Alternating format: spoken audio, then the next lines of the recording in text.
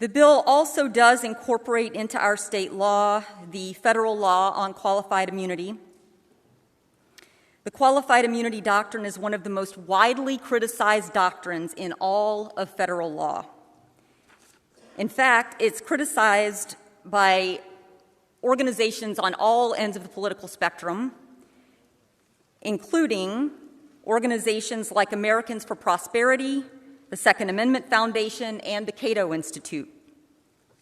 The Cato Institute has called the qualified immunity doctrine a legal, practical, and moral failure.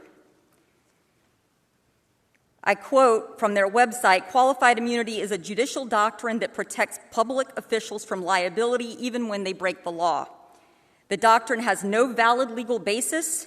It regularly denies justice to victims whose rights have been violated, and it severely undermines official accountability, especially for members of law enforcement." The reason it's so criticized is because under the qualified immunity doctrine, no matter how egregious the misconduct is, no matter how wrong we all would agree that it is, there would be no liability unless it violates, quote, clearly established law. So even if an officer uses clearly excessive force in violation of departmental policy, they are immune just because there hasn't yet been a court case deciding that this exact conduct violates the law. That is why the Iowa Supreme Court in 2018, in a case called Baldwin versus State, rejected this standard. It said that the qualified immunity standard puts too much weight on how clear the law is and too little weight on how clear the wrongdoing is, which means that this qualified immunity part of the bill is almost certainly unconstitutional under the Iowa State Constitution.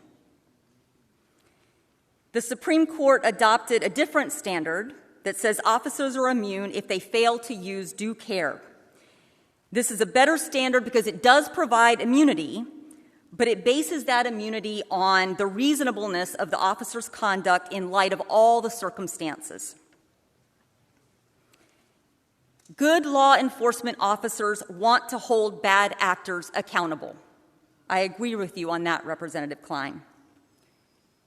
They know they need the public's trust and confidence to do their job safely and effectively. But making law enforcement officers immune from clearly egregious misconduct is going to further undermine public trust in law enforcement just at the time when we need to rebuild that trust.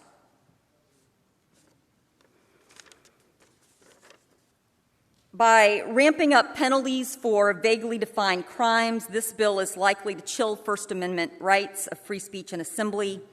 It subjects young people and others to serious harm, and it prevents law enforcement from exercising critical discretion on how to respond to fluid, quickly moving, and potentially dangerous situations.